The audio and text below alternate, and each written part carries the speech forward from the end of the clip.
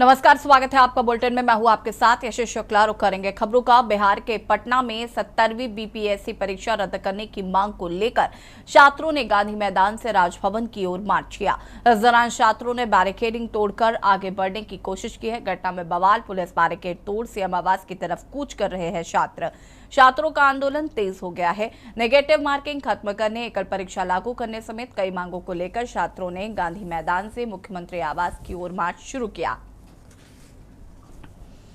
Police प्रदर्शनकारियों को समझाकर रोकने की कोशिश कर रही है, लेकिन छात्र अपनी मांगों पर अड़े हुए हैं और प्रदर्शन में शामिल छात्रों ने बीपीएससी भर्ती में संविदा कर्मियों को दिए जाने वाले अतिरिक्त वेटेज को पूरी तरह समाप्त करने की मांग उठाई है।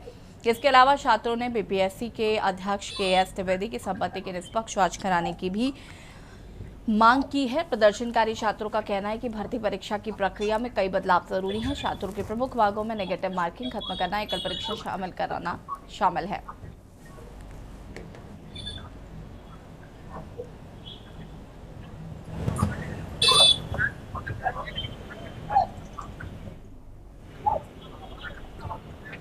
और ये प्रदर्शन की 6 तस्वीरें आपको टीवी स्क्रीन पर दिखा रहे हैं। बैरिकेडिंग को तोड़कर छात्र आगे बढ़ रहे हैं। सीएम हाउस का घेराव करने के लिए निकले हैं छात्र। अपनी मांगों को लेकर आंदोलनरत हैं छात्र।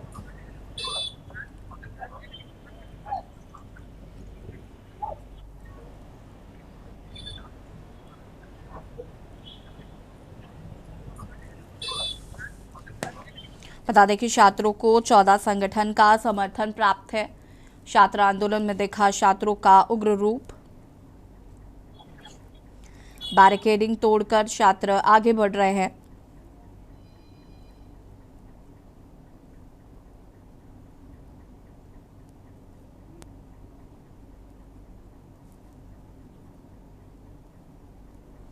पुलिस ने 5 बल्लियों के सहारे छात्रों को रोकने की कोशिश की। प्रदर्शनकारी से अब आवास के घेराव पर अड़े हैं।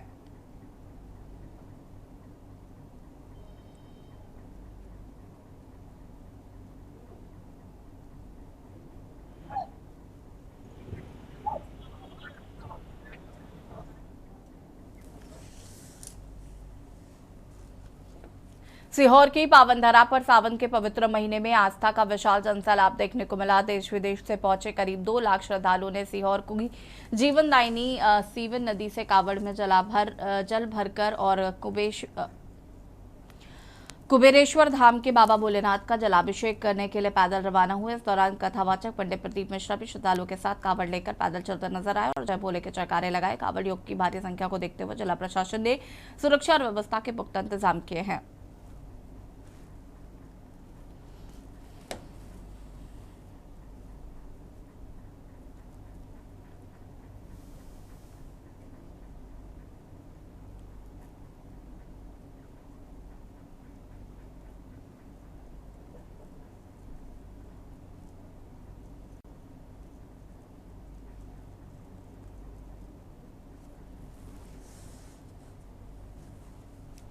अंबाला कैंट स्थित शिया वाटिका महाराज पैलेस में कथित अवैध निर्माण को लेकर नगर परिषद की कार्रवाई सामने आई है। नगर परिषद ईओ देवेंद्र नरवाल ने बताया कि निर्माण कार्य के चलते पहले बिल्डिंग को डीसील किया गया था। इसके बाद प्रॉपर्टी मालिक ने मामले को लेकर नगर निगम कमिश्नर के समक्ष अपील की थी। उन्हें 7 दिन के भीतर नक्शा जमा करने, 3 लाख रुपए की सिक्योरिटी जमा कर नक्शे की प्रक्रिया आगे बढ़ाने के निर्देश दिए गए थे। साथ ही नक्शा पास होने तक किसी भी तरह का निर्माण नहीं करने की हिदायत दी गई थी।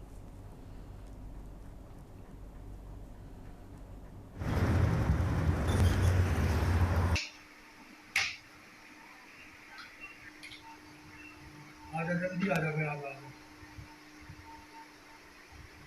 ये किसी बंदे पकड़े तो ये क्या मामला है।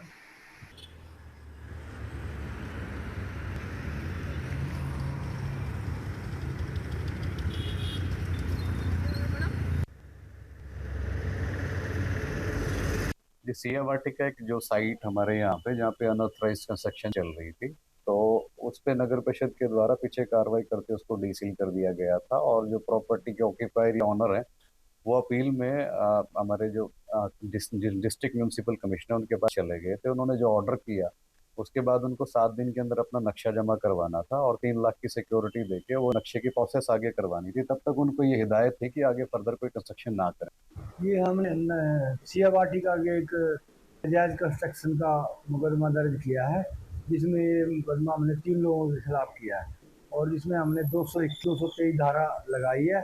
और अभी हमने नगर से कार्ड लेकर जैसे भी साक्ष्य आएंगे नियमानुसार कार्रवाई की जाएगी। जलेसर थाना क्षेत्र में दिन दहाड़े कथित रूप से जुआ खेले जाने का वीडियो सोशल मीडिया पर वायरल हो रहा है। दावा किया जा रहा है कि थाना जलेसर से करीब 3 किलोमीटर दूर समसपुर गांव में लोग खुलेआम जुआ खेल रहे थे। इसका वीडियो भी बनाया गया जो अब सोशल मीडिया पर सामने आया है। वायरल वीडियो के बाद पुलिस की निगरानी और सक्रियता को लेकर सवाल उठ रहे हैं। सवाल यह है कि कथित जुए का खेल थाने से इतनी कम दूरी पर चल रहा था तो पुलिस को इसकी जानकारी क्यों नहीं हुई।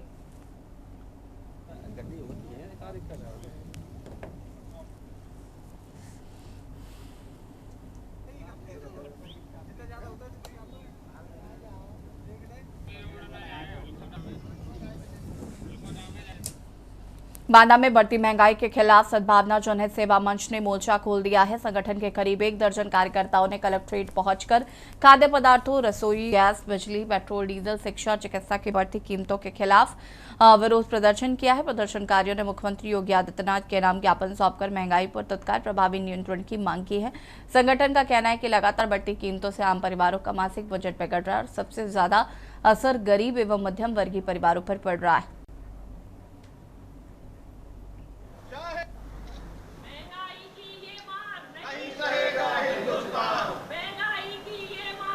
जिलाधिकारी महोदय को ज्ञापन दिया है माननीय मुख्यमंत्री जी को। जिस तरह की प्रदेश में बेतहाशा महंगाई चल रही है उसके विरोध में हमने यहाँ माननीय जिलाधिकारी जी से निवेदन किया है कि गरीब जनता है, आम जनमानस है, महिलाएं हैं कि जिनका जो है बजट बिगड़ गया है, पेट्रोल डीजल की महंगाई से, गैस की महंगाई से समीकरण बिगड़ गया है गरीब लोगों का, मध्यम वर्ग परिवार का। इसी उपलक्ष्य में हम लोगों ने महंगाई के विरोध में ज्ञापन दिया है।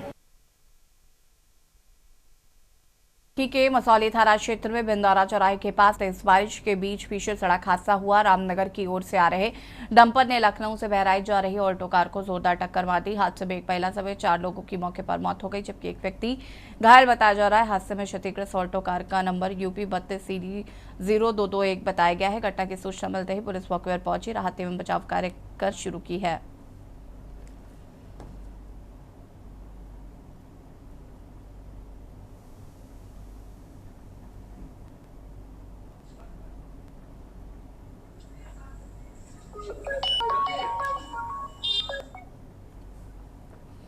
बदायूं के फैजगंज श्वेता क्षेत्र के सीकरी गांव में डॉक्टर भीमराव अंबेडकर की प्रतिमा क्षतिग्रस्त किए जाने का मामला सामने आया। प्रतिमा क्षतिग्रस्त होने की सूचना मिलते ही गांव में हड़कंप मच गया है। पुलिस प्रशासन में भी अफरा-तफरी की बन गई है। सूचना मिलते ही SDM और CO समेत पुलिस अधिकारी मौके पर पहुंचे, घटनास्थल का जायजा लिया। स्थिति को देखते हुए कई थानों की पुलिस गाँव में तैनात है। घटना के बाद गाँव में तनाव की स्थिति को देखते ही पुलिस पूरी तरह अलर्ट मोड पर है।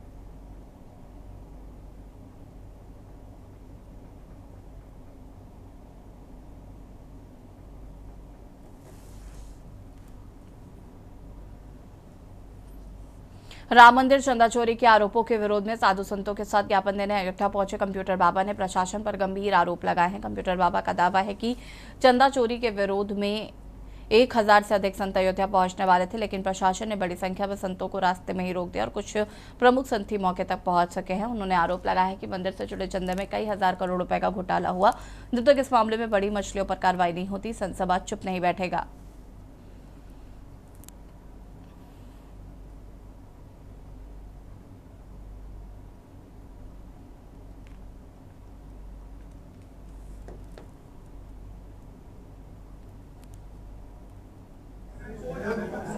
आयोजन किए थे।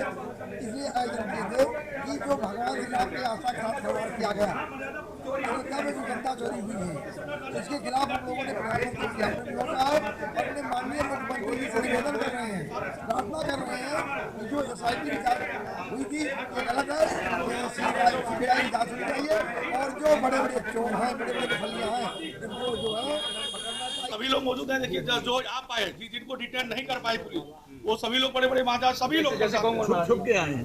जन्मजय शरणदास जी महाराज हैं हमारे, देखिए कंप्यूटर बाबा हैं हमारे, देखिए जगत गुरु जी हैं, दिलीप दास जी महाराज हैं, तमाम संत आए हैं जिनको आने का दिया गया, जो बाहर निकल गए थे, बाकी लोगों को रोक दिया गया। आपको नजरबंद किया गया है, मानते हैं पुलिस यहाँ की जो है? देखे अब देखिए हम लोग कैसे, ये हॉल हम लोगों ने बुक किया था, ये हॉल में हम लोग को घुसने नहीं दिए और कहा कि नहीं अब हम आप लोगों को रोका गया, अंदर नहीं आ सकते हैं। अयोध्या में आज जो है साधु संतों की बैठक होनी थी, चंदा चोरी मामले में कहीं ना कहीं विरोध कर रहे थे। जहां बैठक होनी थी वो हाल बंद कर दिए गए हैं। यहाँ इनका यही कहना है कि पुलिस प्रशासन ने यहाँ पे हमको बैठक नहीं करने दी और पूरी तरीके से बंद कर दिया गया है। तो कहीं ना कहीं जितने जो साधु पंथ हैं काफ़ी नाराज नज़र आ रहे हैं और उनका यही कहना है कि उन्होंने जो है इनको बैठने के लिए मना कर दिया गया, नज़रबंद कर दिया गया। तो कहीं ना कहीं ये संदेश जो है पूरी रामनगरी अयोध्या पे गलत जा रहा है और इनका ये कहना है कि चंदा चोरी मामले में अब जांच FIT की जांच से संतुष्ट नहीं है और अब ये CBI जांच की डिमांड कर रहे हैं। आप देखते रहिए कि न्यूज़ पल की अपडेट रामनगरी अयोध्या से मिलती रहेगी। कैमरा पर्सन के साथ RP सिंह, अयोध्या। भिंड के RSI नर्मदा माइंस से सामाजिक जिम्मेदारी के तहत सराहनीय पहल की है। कंपनी की टीम झुग्गी झोपड़ी और शासकीय स्कूलों में पहुंची, जहां पर आर्थिक रूप से कमजोर परिवारों के 250 जरूरतमंद बच्चों को स्कूल बैग पुस्तकें वितरित की गई हैं। शैक्षणिक सामग्री पाकर बच्चों के चेहरों पर खुशी साफ नजर आई। कंपनी का कहना है कि इस पहल का उद्देश्य बच्चों को शिक्षा के प्रति प्रोत्साहित करना और उनकी पढ़ाई में सहयोग देना है। RSI नर्मदा माइंस की ओर से शिक्षा के साथ साथ पर्यावरण संरक्षण के क्षेत्र में भी काम किया जा रहा है।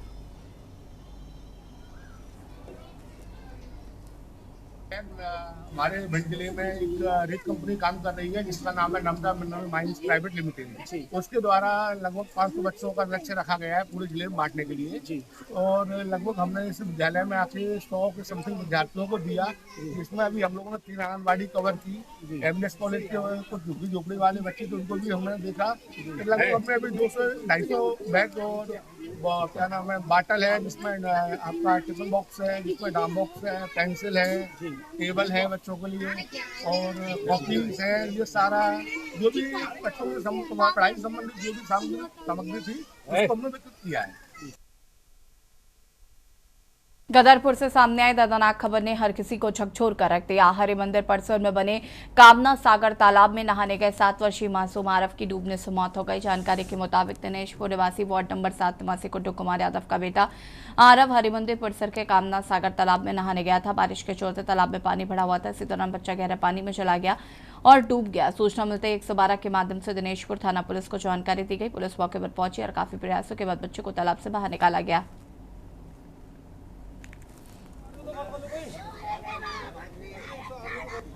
घटना रही है। 7 साल का बच्चा था, इसका नाम गुड्डू था, 7 नंबर वार्ड में दिनेशपुर में रहता था। तो कुछ बच्चे वहाँ पे तैरने आए थे, नहाने आए थे, तो उनके पैर में कुछ अजीब सा कुछ फंसा, तो उन्होंने उठा के देखा तो कोई बच्चा था। बच्चे को उठा के जब रखा तो वो पहले से ही डूबकर अंदर डूबा हुआ था। तो बच्चों ने उठा के, जो 3 बच्चे नहाने गए थे उन्होंने उठा के बाहर रखा, तब जाकर पता चला लोगों को यहाँ पे एक बच्चा खत्म हो गया। हरियाणा के खाद्य नागरिक आपूर्ति एवं उपभोक्ता मामले में राज्य मंत्री स्वतंत्र प्रभार राजेश नागर ने आज डिपो होल्डरों के साथ समीक्षा बैठक की है। बैठक में मंत्री ने राशन वितरण में पारदर्शिता, समयबद्धता को निर्देश दिए हैं। उन्होंने स्पष्ट कहा कि प्रत्येक पात्र राशन कार्ड धारक को उसकी यूनिट के हिसाब से पूरा राशन मिलना चाहिए और किसी भी तरह की लापरवाही बर्दाश्त नहीं की जाएगी। मंत्री राजेश नागर ने डिपो होल्डरों को निर्देश दिए हैं कि यदि किसी कार्ड धारक का राशन बकाया जाता है तो उसकी स्पष्ट एंट्री बिल पर की जाए।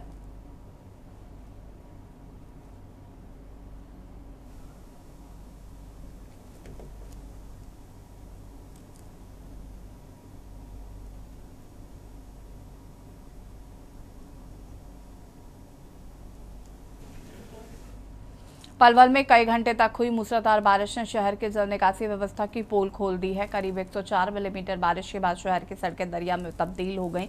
राष्ट्रीय राजमार्ग 19 बस अड्डे, सरकारी दफ्तरों, पौष इलाकों और शहर के मुख्य बाजार समेत कई स्थानों पर भारी जलभराव देखने को मिला। सड़कों पर पानी जमा होने के कारण लोगों की आवाजाही पूरी तरीके से प्रभावित रही और लोगों को दूषित पानी के बीच से होकर गुजरने के लिए मजबूर होना पड़ा। लगातार कई घंटे तक पानी की निकासी नहीं होने से हालात विकराल बने रहे। जलभराव के बीच कई वाहन पानी में फंस गए, कुछ वाहन तो बीच सड़क पर ही बंद हो गए, जिन्हें निकालने के लिए लोगों को काफी मशक्कत करनी पड़ी।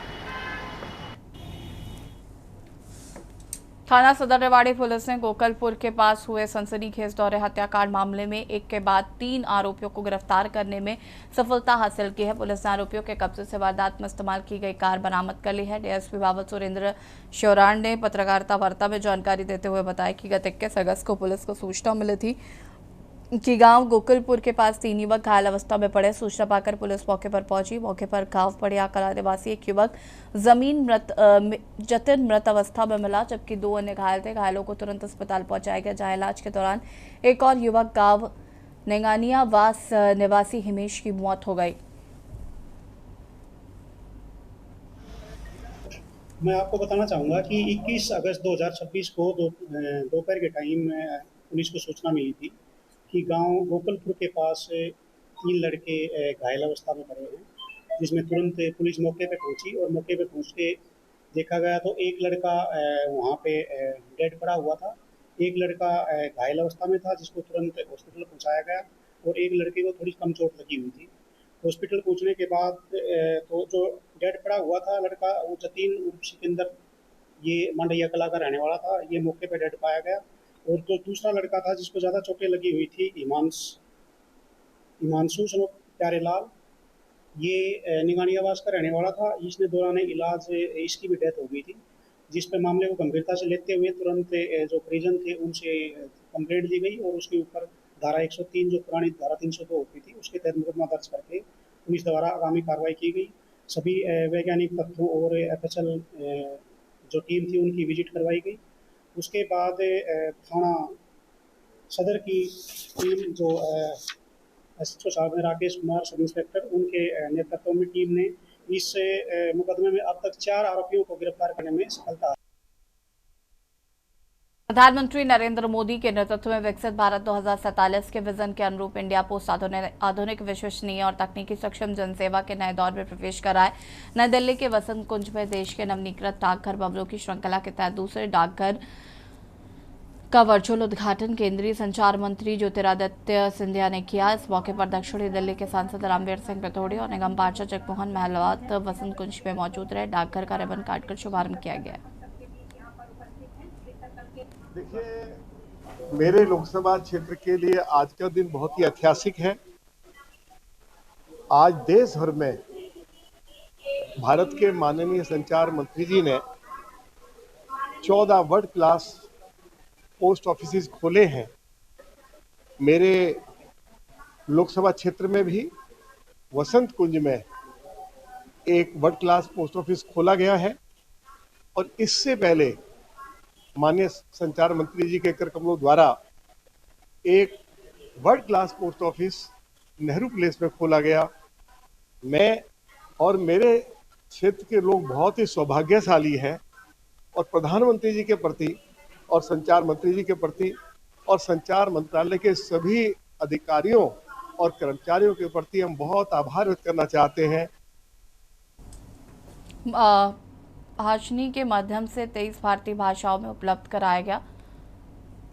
कानपुर में पनकी इंडस्ट्रियल एरिया के डंपिंग यार्ड में फेंकी गई एक्सपायर्ड चॉकलेट और टॉफियां बनने के लिए लोगों की भारी भीड़ उमड़ पड़ी। वायरल वीडियो में लोग कचरे के ढेर से टॉफी और चॉकलेट उठाकर ले जाते दिखाई दे रहे। बताया जा रहा है कि माल खराब होने के बाद उसे खुले में फेंका गया था, जिसके बाद लोगों में सामान बनने की होड़ मच गई। एक्सपायर्ड खाद्य सामग्री के सेवन से स्वास्थ्य को गंभीर खतरा हो सकता है। मामले में प्रशासन की आधिकारिक पुष्टि और जांच का इंतजार है।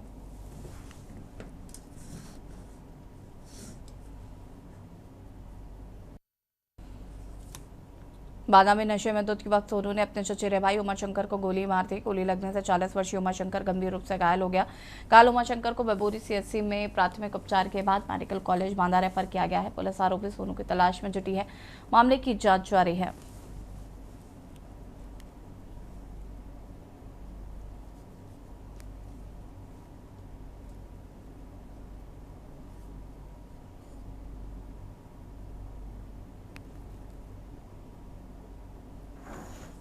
दुमका के नोनेहाट में जोरमुंडी बीजेपी विधायक देवेंद्र कुंवर के आवास के पास बने क्वार्टर में करीब 30 वर्षीय युवक का चपंगे से रस्सी के सहारे लटका मिला।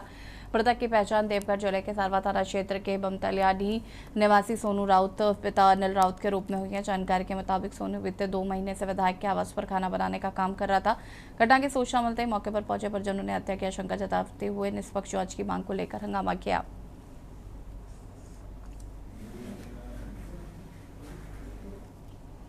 बुलेटिन में फिलहाल इतना ही। देखते रहिए के न्यूज़ इंडिया। नमस्कार।